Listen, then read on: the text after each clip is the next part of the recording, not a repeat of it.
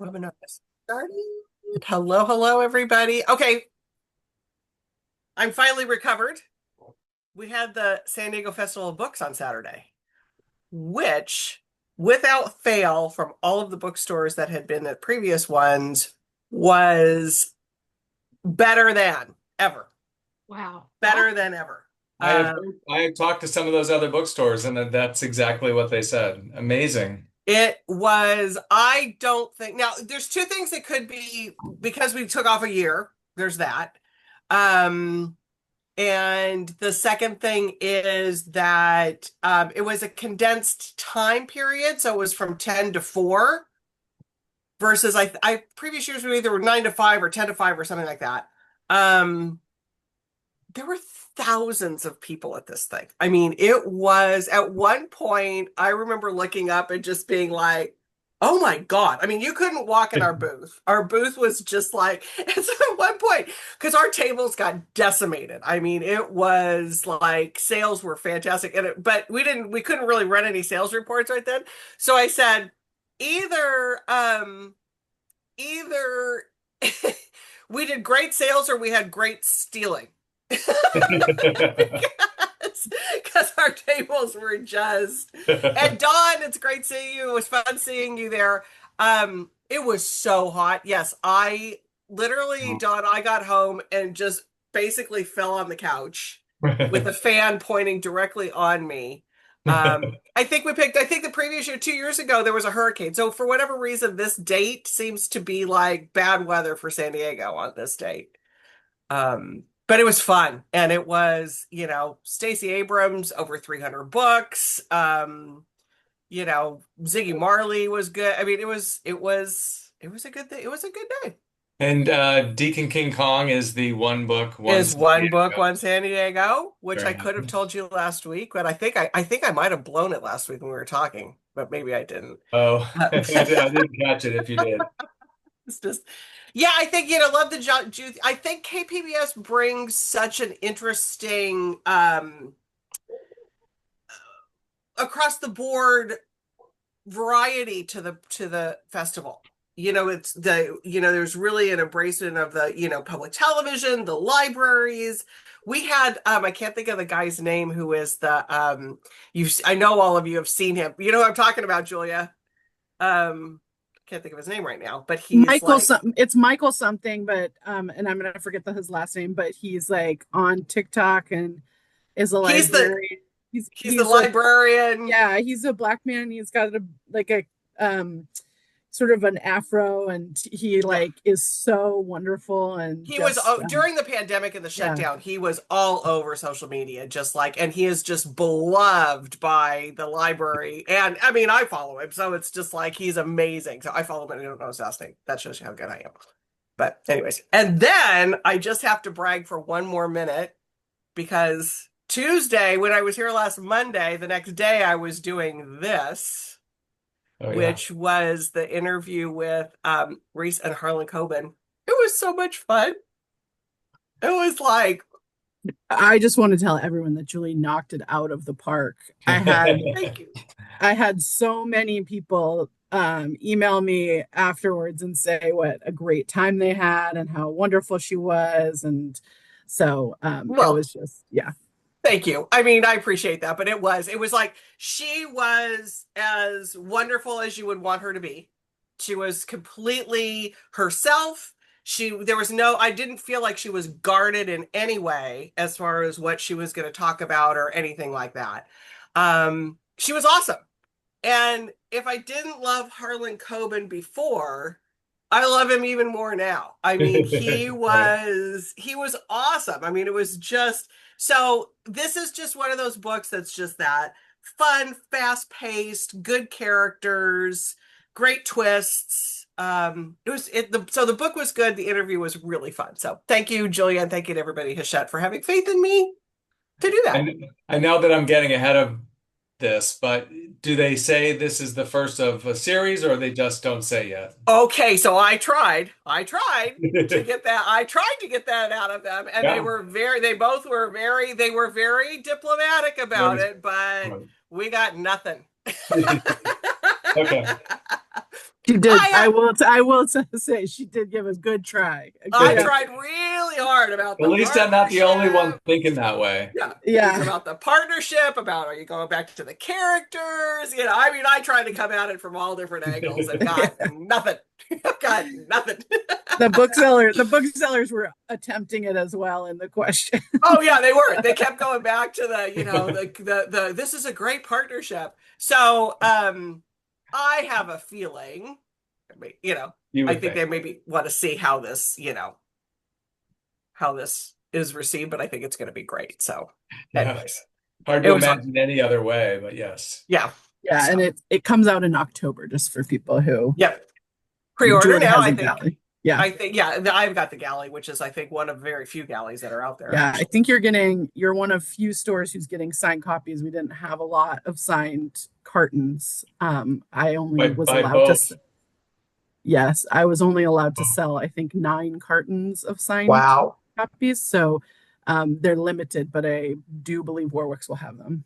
So good thing to pre-order Yeah, now. don't, that is like, things happen all the time with Right, signed it could, copies, yeah. so like Yeah. don't put all your money in that basket, but But if we do have them and you pre-order, Yes. you would be the first ones to get them. So there's a little Exactly. link there in the chat that to do that.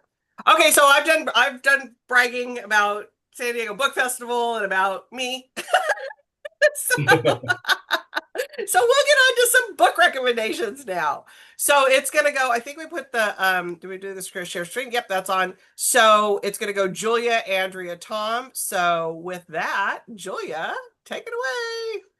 Okay, I have a couple of kids books today. So oh shoot, I'm on the wrong thing. So I'm starting with a kids book. And this is an utter delight of a book. Let me get it up here for us.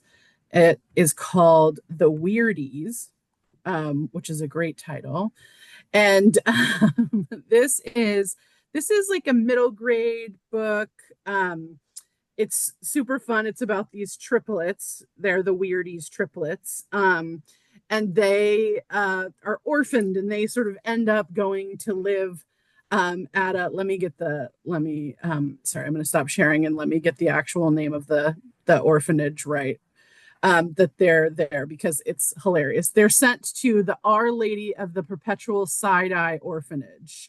And this is like about these 3 weird siblings. It's like part Addams Family, part a series of unfortunate events.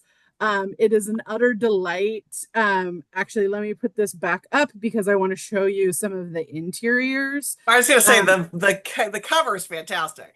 Yeah, the cover is great. And then it's a little like, if the sort of reading level of, I would say, like Diary of a Wimpy Kid or something like that, where you can see it's a lot of words, but it's not, but there's a lot of pictures as well. So for a reading level that's not super, super high, this is like a sort of lower middle grade or early chapter book, mid chapter book kind of book. So this one is really fun. You can see it's got fun illustrations.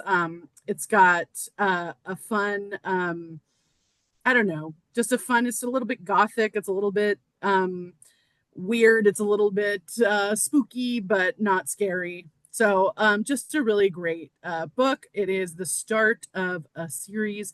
And also there is a TV show in the works. We just got note. So you'll be seeing much more of the Weirdies, but it is an utter delight. So that's a good thing.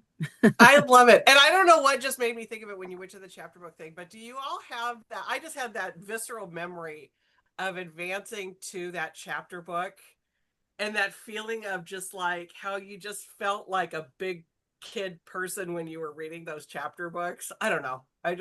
Such a great feeling. Yeah, very like I would say like the same age group as the Phantom Toll Booth or something like that. Yeah. Like that was what I I remember. was reading. Harriet the Spy was mine. It's like Yes. when I got to read Harriet the Spy, I just felt like, oh, I'm a big kid now. A good one. I love it. All right, Andrea, what do you have for us? Finally, Is it finally time to talk about this? yes. Ah, we're joining millions of adoring readers, as you can see on this big, this big, I don't know, banner above the title, Mona's Eyes. This is from Thomas Schlescher. He's a French writer, writing in the French, uh, and translated by Hildegard Serrell, from Europa Editions. And anybody who has tuned into this tea time over the years knows that I talk a lot about Europa, and there's a reason for it, because they're publishing top-notch literary fiction and nonfiction.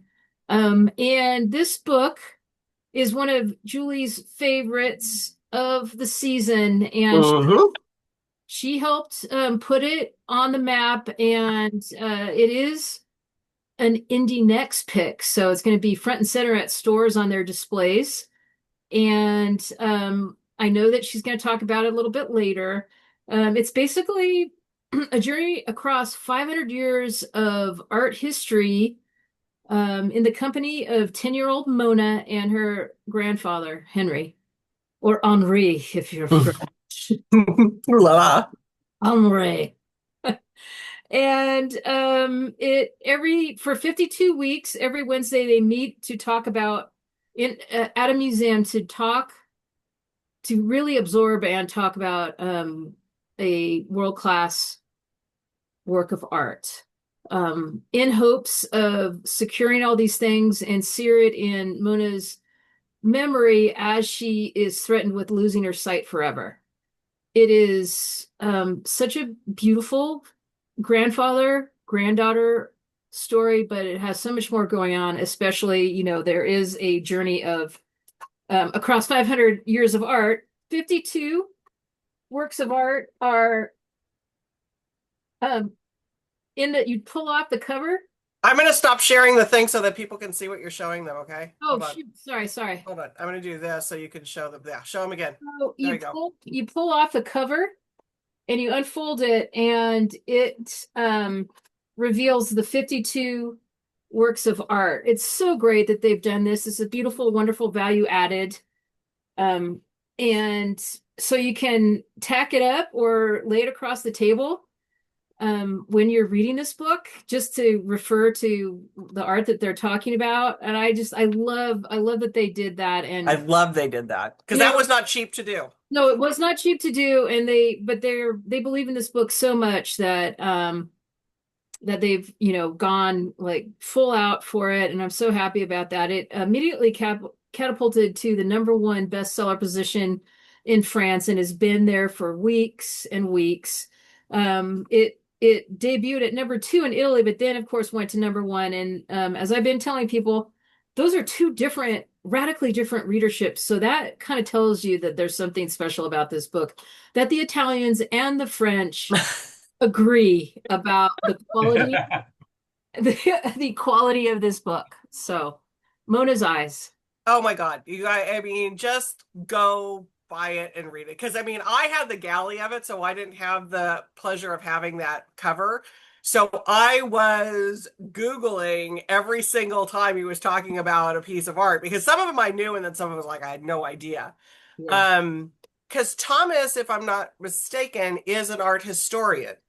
Yeah. So you are getting some very excellent descriptions of these pieces of art that is just incredible. And the story between the grandfather and Mona and the parents, it's got it all. It's a fantastic read. So anyways, and Mona, I think Amanda put in here, if you're in San Diego, he's not coming to us until October.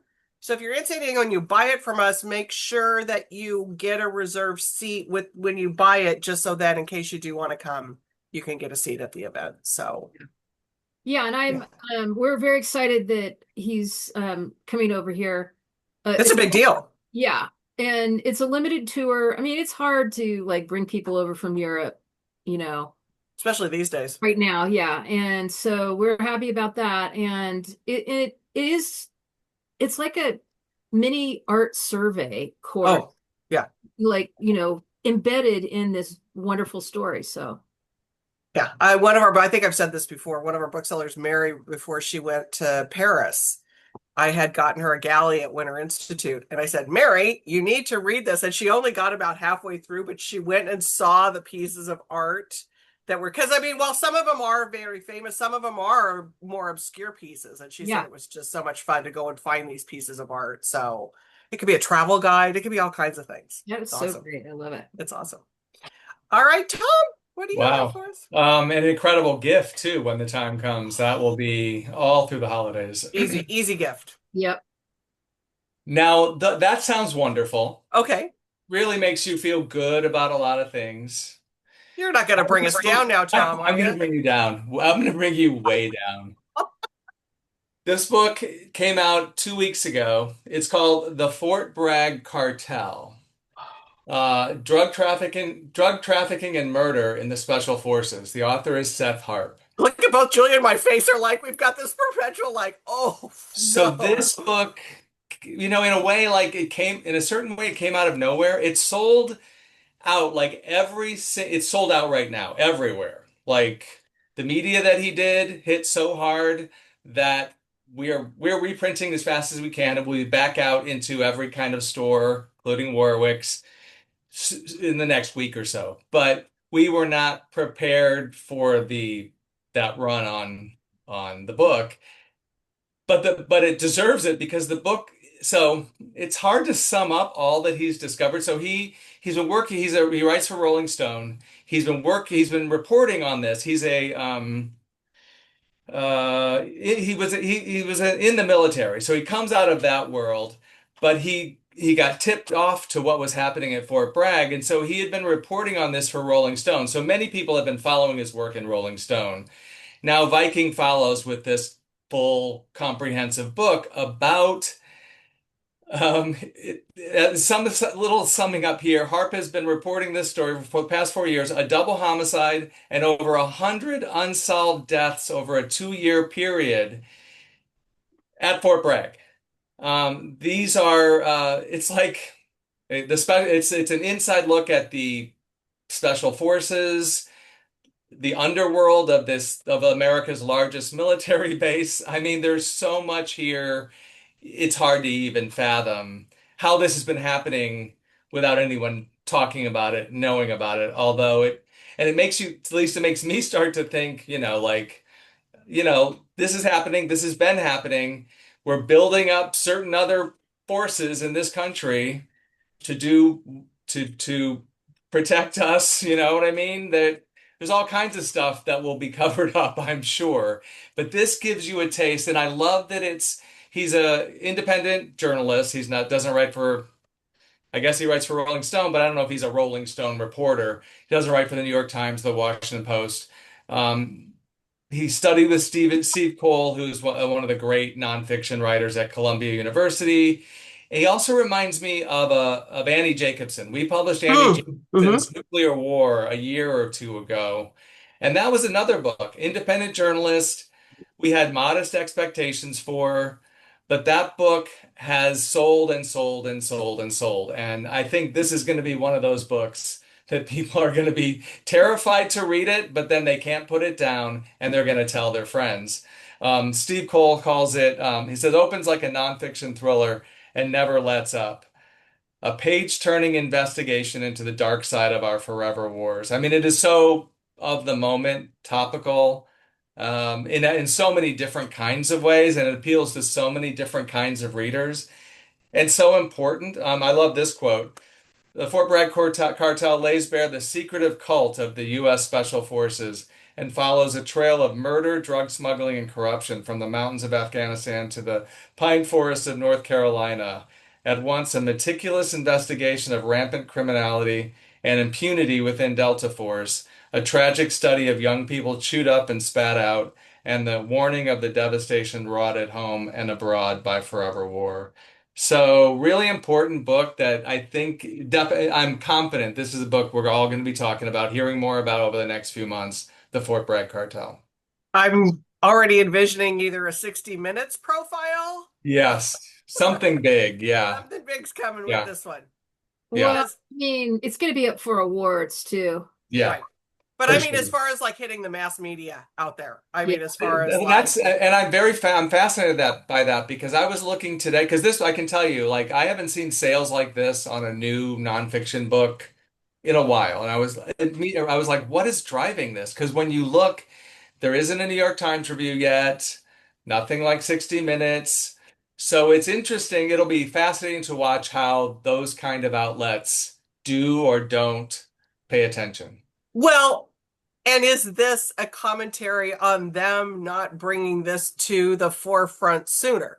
Right. Or that it's not their, he doesn't work for them, so it's Right. not given the same weight in their outlet. I don't Well, know. but also, yeah, because it's just like, but I think that once it becomes super popular, which it obviously is going to, Yeah, they can't turn away from it. right. I mean, it Yeah. debuted immediately at number 5 on the bestseller list. So Yeah. yeah, you're right. People won't be able to ignore it. But No. I really like thinking about this like Annie Jacobson because she does her own thing, does her own work, and doesn't play by anybody's rules and is really Yeah. successful.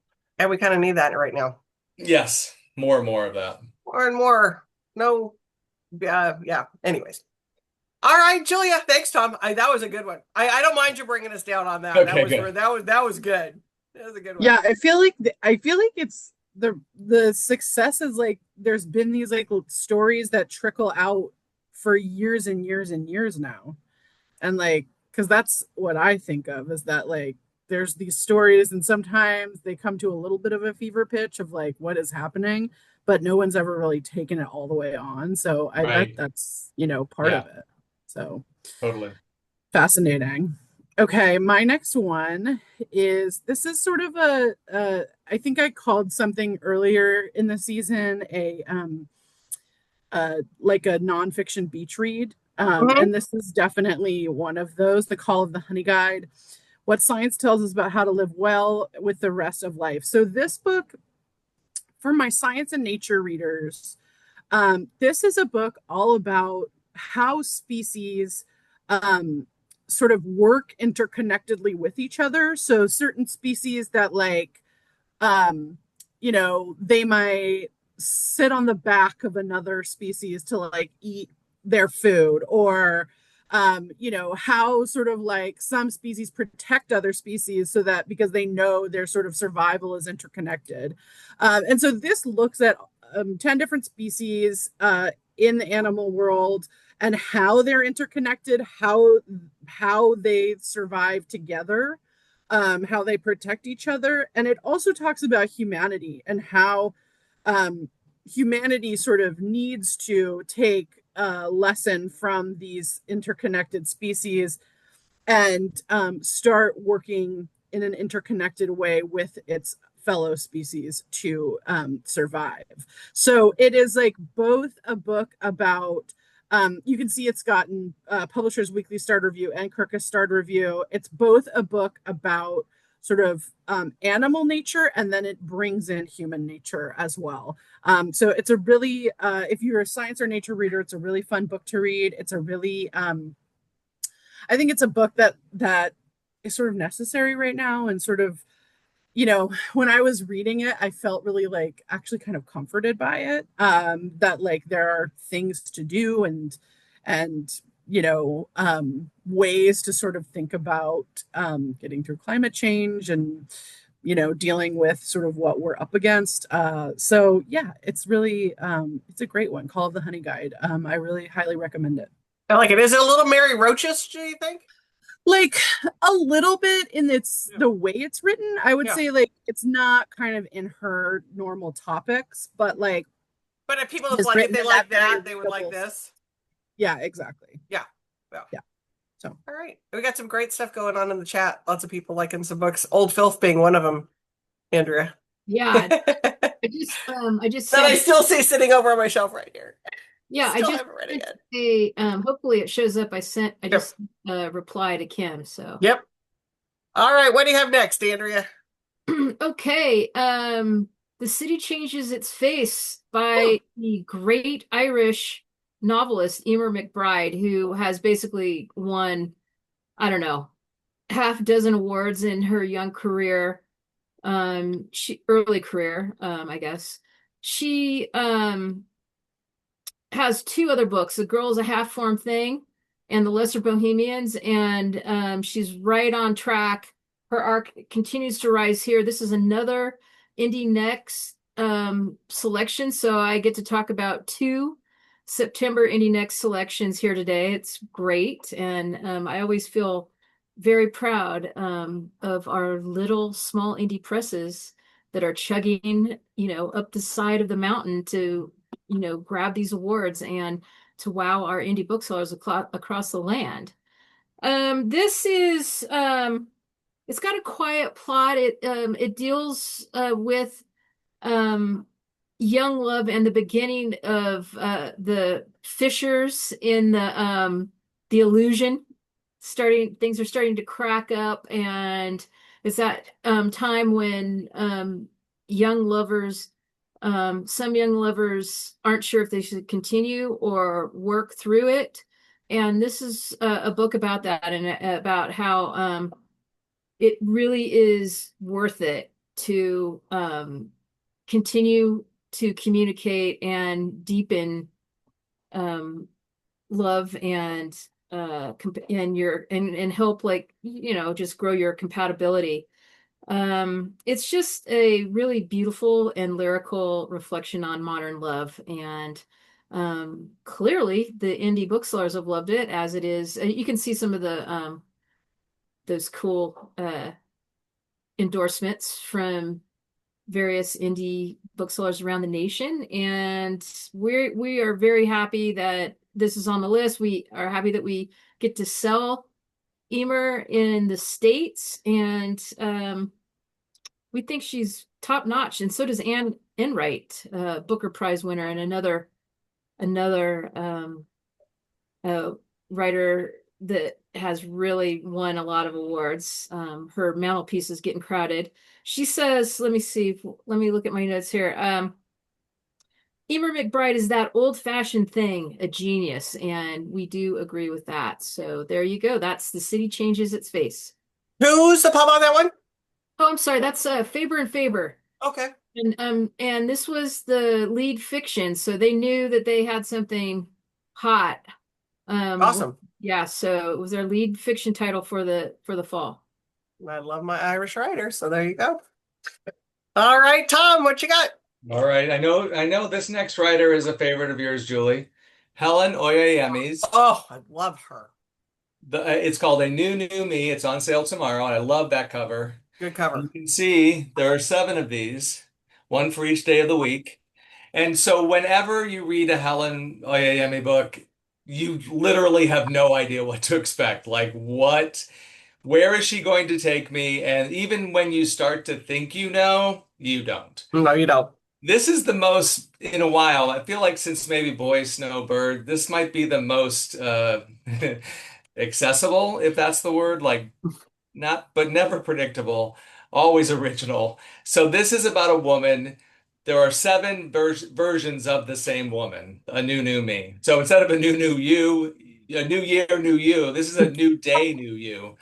And so we follow these different pieces of the same woman through and they each have different preoccupations, different hobbies, different goals, and they seem to be getting along until one of them discovers that there's a man tied up in the apartment, and there are some things going on that they all need to get together on.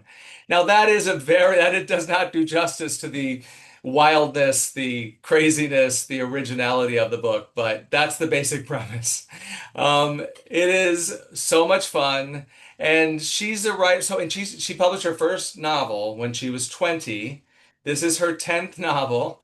So she's been a prodigy. She's always been a prodigy. She remains that, and like, one of these years, one of these books will be the one that wins the Booker Prize, one that sets her on a whole new trajectory. In the meantime, Riverhead just keeps publishing her great books to great acclaim.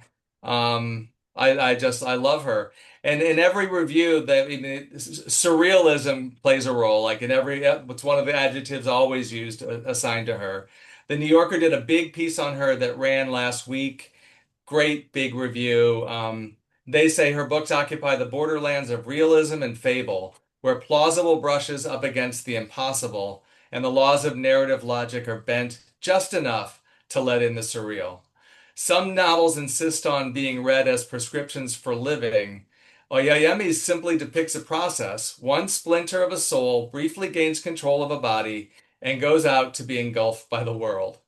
So if you want to be engulfed by her world, and you want to be challenged, but also absolutely entertained, Right. A New Me on sale tomorrow. I love the challenge that she does. I mean, Yeah. she always just like pushes you to just like to that point, but Yeah. then not so much that you're just like that you give up. You know what I Yeah, mean? Because exactly. some Yeah. books, it's just like some books, it's just like, okay, this is like taking me too far out. I can't go there with her. But no, she is amazing. It's an White is imagination that you just want to follow. Yeah, White is for Witching is still one of my favorite. Oh, I haven't read that one. Yeah, Oh, yeah. that's what's an early one of hers, and Yeah. she's just. But Boy No Bird is just. They're Love all. that. She's amazing. So Yeah. awesome. All right, Julia, what you got next? I Boy told you Snowbird. we're going Boy No Bird. We're going fast. If you guys have a fourth book you want to talk about quickly at the end, we can probably do that because we're in Yeah. lightning round right now. Boy Snowbird is awesome. Okay, my next one, this, you guys, is just the coolest. It's like technically a kid's book. It's a children's picture book, but I kind of think it's for everyone. So this is Leigh Bardugo, who is a #1 New York Times bestseller. She normally writes YA, The Ninth House, I'm gonna forget. I'm just gonna blank on the other ones. But she is like an immensely popular YA writer. This is her dream project. And it's sort of like a dark Wizard of Oz set in a cemetery. It is a Dia de los Muertos book. You can see this John Picassio's amazing illustrations. I'm going to show you some of the interiors because they're too cool. But like for anyone who loves great art, this is a must. But also for the younger people who were raised on movies like Coco, who celebrate Dia de los Muertos, this book, it's got like a little bit of like Guillermo del Toro to it, where it's like fantasy and magical realism, and also thinking about like our world versus the world of the spirits. And it is just a stunning, it's like a little more, you can see there's a little more writing than your normal children's picture book, but it is just so detailed. It's so gorgeous. This image is a fold out in the middle of the book that is just wow. Like, this picture is great. Wait till you see it in the book. It is stunning. So this is just, I can't say enough good things about how wonderful this book is, how much I love this book. You can see it got starred reviews in Publishers Weekly, Kirkus, and Booklist. It is an indie next pick. It's everything. It's so cool.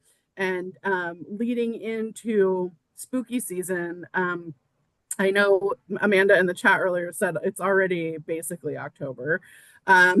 Because pretty much it's Halloween decorations are up, but this is just the Invisible Parade. This is just a stunning work of a children's picture book, but like I said, for any age really. So I mean, Leigh Bardugo is amazing. She's Yeah. amazing, but I mean, she's just prolific and just is as good as her popularity leads her to be. I love Yeah. that this was her dream project. Yeah. I love that. Yeah, and it's just like it truly is like, I don't know, it's special. You know, the original pitch for the book was the Wizard of Oz set in a graveyard. So I kind of love that. So it's like it's Yeah. definitely a little dark, but it's also I think dark in a way that maybe we all kind of need. So Yeah. No, I love it. Love it, love it, love it. Don, I see you have a question here about Bernard Cornwell's latest Richard Sharp book. Yeah, Harper, I don't know that we have any Oh, there goes Amanda. Amanda's got it in the forthcoming 12 too. Amanda's got it for you there, Don. All right, Andrea, what's your next one? Hold on. I'm trying to fix my how the screen looks. Okay. Sorry about that. I am very excited to talk about Britannica's All New Kids Encyclopedia. This is completely updated from a the first edition um of this wonderful title that I think it published in, yes, it was October of 2020. So, smack dab in the lockdown period. And they didn't, Britannica didn't think that they were going to have to print so many books, and we almost basically went out of stock immediately. And many bookstores were chasing this for a long time, but they have learned their lesson, and they know that like people are going to run down to Warwick's and pick this up for their children, grandchildren, nieces and nephews, or even themselves, because I'm telling you what, this is something amazing here. I mean, like, I'm just so excited to see how, how great all of the well, number one, check out how big this is. It's a doorstop. It's 482 pages.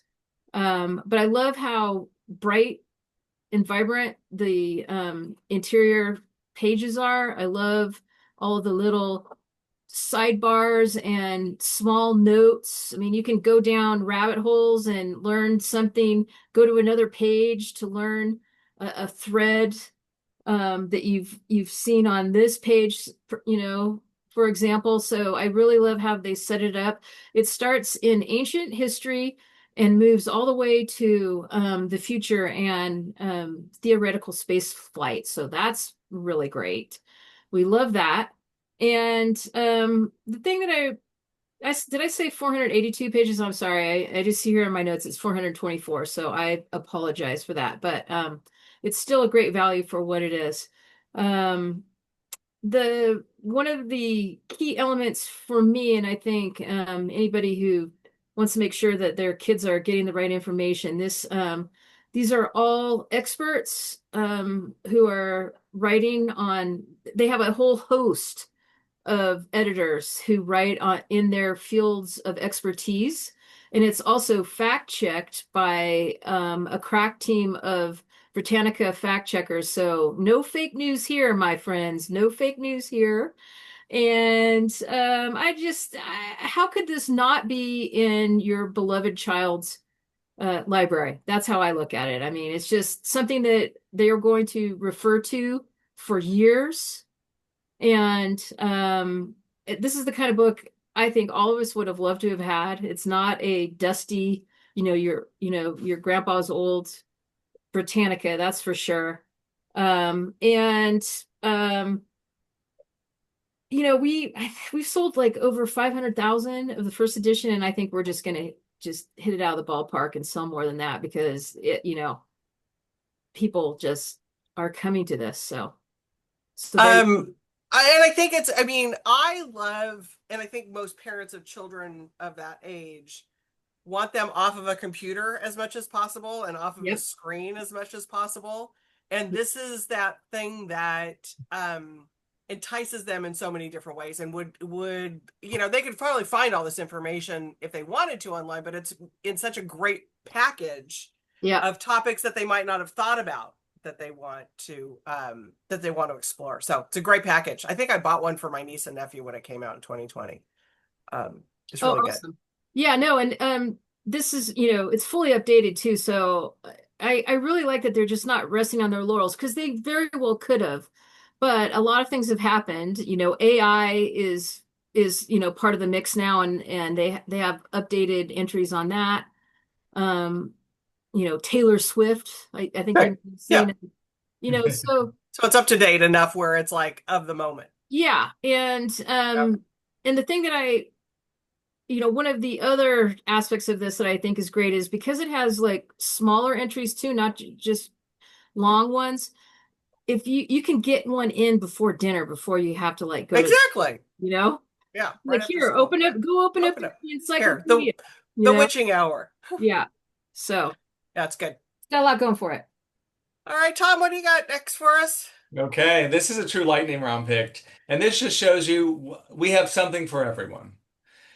Out last week, the deluxe fancy Oh, edition ooh, of Emily Henry's People We Meet on Vacation, which that's actually really pretty. it's really, I mean, I wish I had the real thing to show you. Like, yeah, the edges, the everything about it is deluxe. We did one of these for Beach Read first, so that was last year.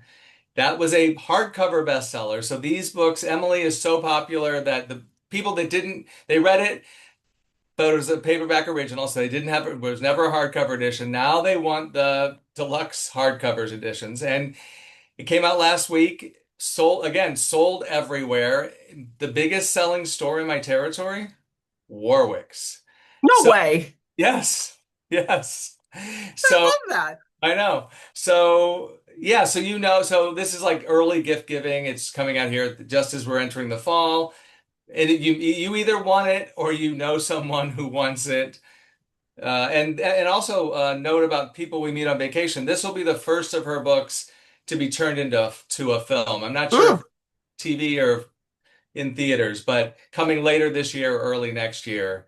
So People We Meet on Vacation by a little unknown named Emily Henry. just somebody named Emily Henry. Yeah, just a little person. But I love it. I love that we're the number Yeah, one. Who knew? I know. Who I knew? know. I I love didn't. it. Yeah. Well, I mean, we do have some very good booksellers who are romance readers and promote that. So And I haven't seen the finished book, but I bet it's gorgeous. I bet So it is too. it And might just, and Mallory does a really great job of highlighting those pretty copies like on our feature shelves and stuff. So yeah. I love it. And Kim, just real quick, yes, the festival was great. So and it was, I know you popped in a little late, but it was really good. It was very well attended, so we were very happy with it. Okay, we have a bonus lightning round. Sure. So if you want to go quick, we can do a fourth one. So Julia, you want to do a fourth? Yeah, I got a fourth. So right before we got on, we were talking about Little Frog's Guide to Self-Care and how well Warwick's has been doing with that and sold out at the Festival of Books. So I brought another little one. I've talked about this book before, but since I talked about it, it has become a national bestseller. Thanks in almost entirely to the indie bookstores who have taken it in. I have stores that have sold 30, 40 copies of this. It is delightful. It is Lessons from Cats for Surviving Fascism. And I think we might be one of them. yes, you are also selling it. But I will just say, like, if you know a cat and or have ever dealt with a cat, this is it's like exactly what you need right now. Because it'll have like chapter 1, stay nimble and unpredictable. Cats never let anyone know where they'll be next, and neither should you. Fascism thrives on predictability. Confuse it by unexpectedly launching onto the backside of a chair, then rappelling down the curtains. So listen, it's funny and it's fun, but it also gives you pretty sound advice. There's some good notes in there. There's some good notes. Knock things over strategically is a chapter. I mean, cats really refuse to wear collars. Cats really have it figured out. And Lesson from Cats for Surviving Fascism is a delight. You can see it's thin. It's like it's pretty small. I'll put it next to my Oh yeah. it's a small book. I mean, it's not quite that time yet, but I'm putting together a little catalog for all my stores of good stocking stuffers, and this is definitely in it. So that is definitely a stocking stuffer. Yep. I love it. I saw a meme today about being a cat. It's like, I want to be a cat. I'm always tired. I'm always hungry. Like to lay around. It's just like I identify as a cat. Yeah, definitely. All right, Andrew, you got a quick one for us? Yeah, I do. Dawn is sure reading up a storm. Dawn is on fire. Okay, I can we know. just say Dawn is on fire today? I mean, I better get on it. So, Exactly. okay, last but not least, The True Story of Raja the Gullible and His Mother by Robbie Almadine, a Beloved House author from Grove Press. We absolutely adore this novel in-house, and it's getting great reviews. So it's just so exciting to see that Almadine's work continues to strike chords with readers and critics. And he's also a writer's writer. He's beloved by other writers. And this one dances across 6 decades to tell the story of a particularly singular life and its absurdities. It's a tale of mistakes, self-discovery, trauma, and maybe even a sprinkle of forgiveness, which, it's always nice to have a little forgiveness in your stories. It's uniquely told, and it's just a beautiful celebration of love as well. And Almadine rates very strong women's characters, and this is no different. All the women that come through here, including Raja the Gullible's mother, are like, they are definitely, they're four-dimensional. Or is that three-dimensional? They are four-dimensional because their minds and their souls are like also like, very well written. So let me hear, this is a great quote from the New York Times Book Review on the wrong end of the telescope, but it explains about what is so great about his work. Almadine's irreverent prose evokes the old master storytellers from my own Middle Eastern home. Their observations, toothy and full of wit, returning always to human absurdity. Wow, I can't speak. Sorry about that. Maybe I shouldn't have tried to like quote or read a quote. But yeah, there's always an element of absurdity running through, but he's a master storyteller, and I think that he's going to be known later as just one of the greats of the 21st century. I love it. And I love that it's the true story of him and his mother. Yep. And his mother. All right, Tom, wrap us up. All right. What I've decided to tell you about is a book that I'm reading for pleasure right now. It's not my book, but I love Joan Silber. And this is her latest book, Mercy, which comes out next Tuesday from Counterpoint Press, which is a great indie press. Mm-hmm. And Joan Silber she's just a master. Like, I fell in love with her book, Secrets of Happiness, which I think that might have been during the pandemic. I think so I too. always heard about her, but never read her. And she does this magic trick of writing a novel told through different perspectives. And again, a little bit like Bug Hollow and the way that book is told. You're constantly puzzling and putting together how these characters relate to each other, how one act of, say, mercy, impacts generations. Because this book is about starts in the 1970s in New York City, takes your characters around the world over 3 generations, but it's about what happened in the 1970s in New York City that has a profound impact on so many people in so many places. She is kind of a hidden treasure. She's also a writer's writer. We have this quote from we do. The proverbial we. From Hernan Diaz, author of Trust. Joan Silber's sweeping yet intimate novel traces the delicate patterns by which others, often from afar and unknowingly, may determine our innermost longings and even our fate. Mercy is a profound, gorgeously written reflection on identity, friendship, and love, a book that keeps echoing long after turning the last page. And I haven't finished it yet, but that's been my experience of other Joan Silbers. I cannot get them out of my head. And again, like Michelle Hunabin, she does a lot in a very, doesn't take many pages to do so much and so profoundly. So out next week, and I expect it to get amazing reviews, Mercy by Joan Silber. I love it. I love it. Catapult is one of the your client titles, right? Right, we distribute them. Right, Distributor. exactly. Yeah. So it's in the proverbial. It's in the family, yeah. It's in the family. It's in the family. I miss representing Counterpoint. I'm Yeah. sure. You know, it was great to have them for so long. Yeah, And you they're probably good. They're a read very good house. Joan Silver, earlier Joan Silver's, I'm sure. Oh yeah. She's fantastic. Yep. All right, everybody. Well, I think we gave you some really good. We crossed a spectrum there today. Let me tell you what. We went. I'm not sure there were any two books alike today. So that's what I love about this. It's like it's something for everybody.